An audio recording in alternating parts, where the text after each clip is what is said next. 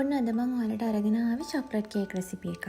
අපි නිතරම හදන සාමාන්‍ය පැණි රස චොක්ලට් කේක් එක නෙමෙයි. මේක ඔයාලා හොඳ කේක් ෂොප්ස් වලින් ගන්න මිලෙන් ටිකක් වැඩි චොක්ලට් කේක් තියෙන්නේ. අන්න ඒ වගේ කේක් රෙසිපි එකක් තමයි මම අද ඔයාලට අරගෙන ආවේ. මේක ඔයාලට බර්ත්ඩේස් වලට ඇනිවර්සරි වලට අලුත් අවුරුද්දට වගේ විශේෂ අවස්ථාවලට හදාගන්න පුළුවන් හරිම රස කේක් එකක්. බලමු කොහොමද මේක හදාගන්නේ කියලා. ඉස්සෙල්ලා මම බෝල් එකට බටර් එහෙම නැත්නම් මාගරින් ග්‍රෑම් 190ක් දාගන්නවා. ඊළඟට මම ඒකට බ්ලෙන්ඩ් එකේ කුඩු කරගත්තු සීනි ග්‍රෑම් 250ක් එකතු කරගන්නවා. මේ බටර් මම අරන් තියන්නේ කාමර උෂ්ණත්වයේ. කේක් එක හදන්නේ විනාඩි 20කට කලින් බටර් එක ෆ්‍රිජ් එකෙන් එළියට අරන් තියාගන්න ඕනේ. ඊළඟට මම මේ බටර් සහ සීනි හොඳට ක්‍රීම් එකක් වෙනකම් බීට් කරගන්නවා සාමාන්‍ය ස්පීඩ් එකේ විනාඩි 2ක් විතර.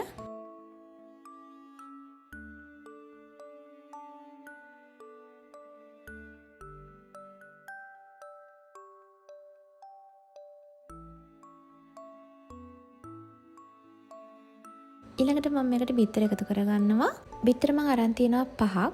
මේ බිත්තර සේරම එකපාරට එකතු කරගන්න නැහැ. එක බිත්තරයක් එකතු කරලා එක විනාඩියක් විතර බීට් කරලා තමයි ඊළඟ බිත්තරේ දාගන්නේ.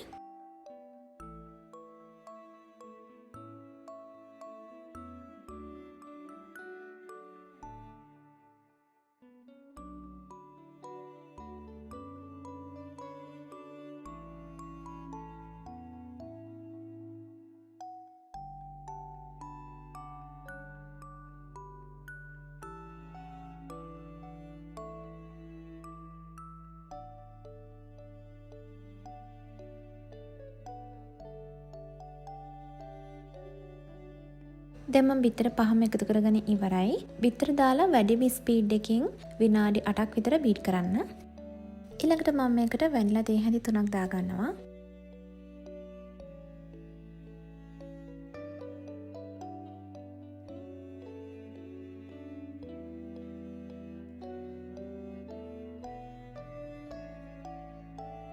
ඊළඟට මම ඩාර්ක් කුකින් චොකලට් ග්‍රෑම් 90ක් වෙනම භාජනයකට දාගන්නවා. ඒකටම බටර් ග්‍රෑම් 60ක් එකතු කරලා මේ භාජනය මං නටන උණු වතුර දාපු භාජනයක් උඩින් තියලා මේ විදිහට දිය කරගන්නවා.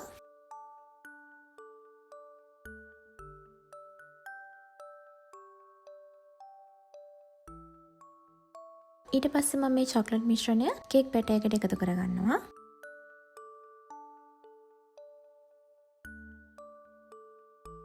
චොකලට් මිශ්‍රණය එකතු කරලා තවත් විනාඩියක් විතර අඩුම ස්පීඩ් එකේ බීට් කරගන්නවා.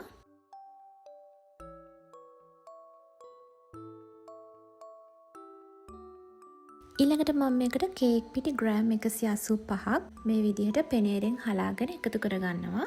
ඔයාලට කේක් පිටි නැත්නම් පාන් පිටි උනත් පාවිච්චි කරන්න පුළුවන්. මේකට මම කොකෝ පවුඩර් ග්‍රෑම් 65ක් එකතු කරගන්නවා. ඊළඟට මම ආප සෝඩා එහෙම නැත්නම් බේකින් සෝඩා තේ හැඳි 2ක් එකතු කරගන්නවා. හොඳට මතක තියාගන්න අපි මේ චොකලට් කේක් එකට බේකින් පවුඩර් නෙමෙයි දාගන්නේ බේකින් සෝඩා එහෙම නැත්නම් ආප සෝඩා. ඒකත් මම මේ විදිහට පෙනේරෙන් හලලා තමයි එකතු කරගන්නේ.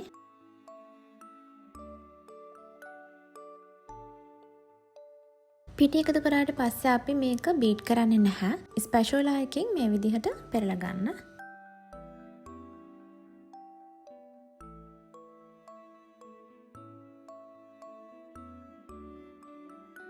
දැන් මම මේකට ෆ්‍රෙෂ් මිල්ක් එකතු කරගන්නවා. මම මෙතන ෆ්‍රෙෂ් මිල්ක් මිලිලීටර් 170ක් අරගෙන තියෙනවා.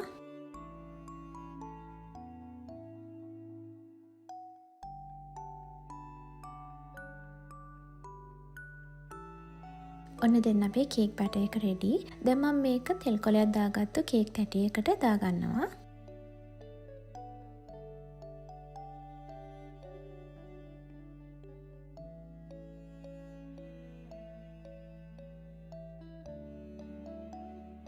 බැටර් එක දාගෙන මේ විදිහට හොඳට ටැප් කරන්න. ඇතුලේ තියෙන වායු බුබුලු අයින් වෙලා යන්න.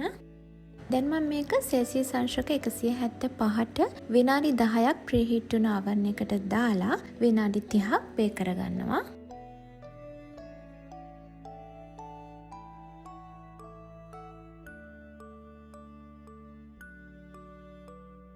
මේ තියෙන බේක් වුණ කේක් එක මම මේකට පාවිච්චි කරේ ඩාර්ක් චොකලට් නිසා තමයි මේ විදිහට ටිකක් තද පාටක් ඇවිත් තියෙන කේක් එකට.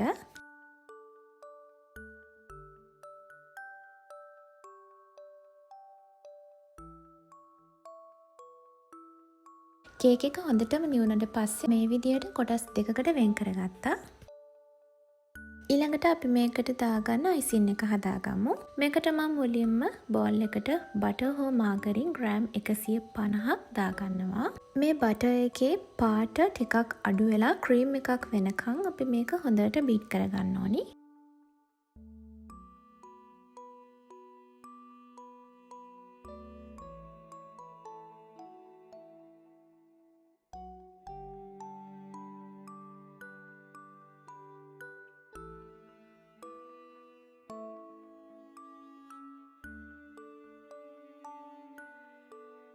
ඊළඟට මම මේකට අයිසින් සීනි එකතු කරගන්නවා.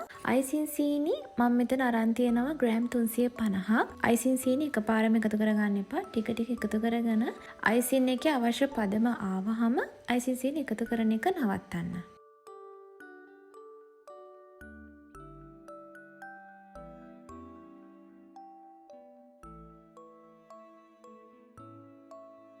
ඊළඟට මම වැනිලා තේ හැඳි භාගයකුත් එකතු කරගන්නවා.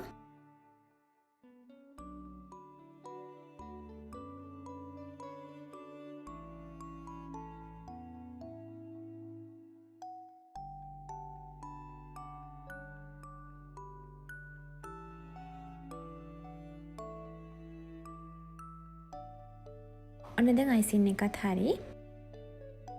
දැන් මම හදාගත්තු අයිසින් ටික මේ විදිහට පයිපින් බෑග් එකට දාගන්නවා.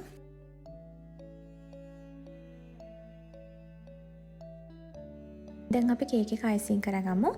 ඉස්සෙල්ලම මම කේක් එකේ එක කොටසක් අරගෙන මේ විදිහට අයිසින් දාගන්නවා. කේක් එක අයිසින් කරන්න කලින් හොඳටම නිවෙන්න ඕනි.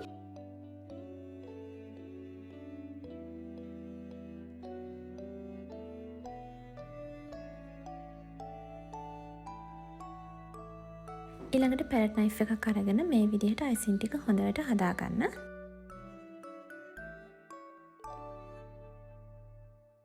ඊළඟට මම අනිත් කේක් කොටසත් මේක උඩින් තියාගන්නවා.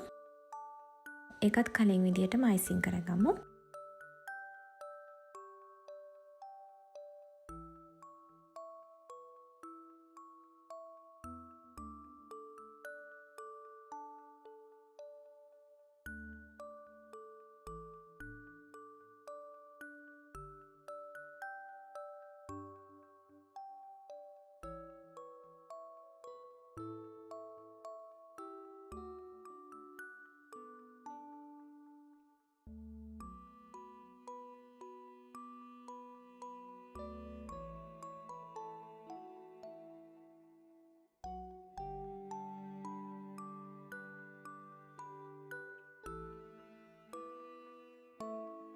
ඊළඟට අපි චොක්ලට් ගනාශ එක හදාගමු.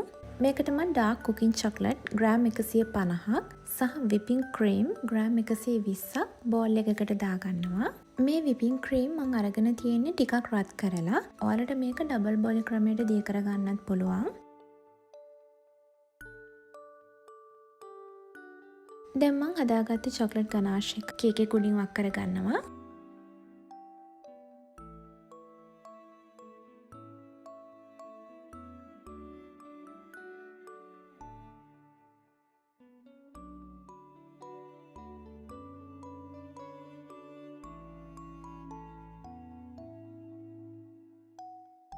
මේ තියෙන මම අද හදාගත්ත චොක්ලට් කේක් එක. ඇත්තටම ගොඩක් රසයි. ඔයාලත් හදලා බලන්න. කඩෙන් ගත්තා වගේම ගොඩක් රසට තියෙනවා.